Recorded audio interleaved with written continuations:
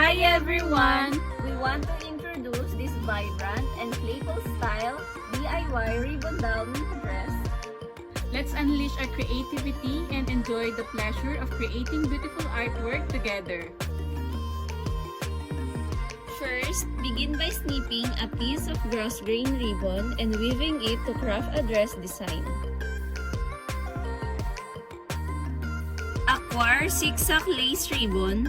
Trim it to size for the shoulders. Take a small segment of ribbon, affix it at the middle using glue for hanging. That's it guys, allowing for versatile use as phone keychains or any preferred applications.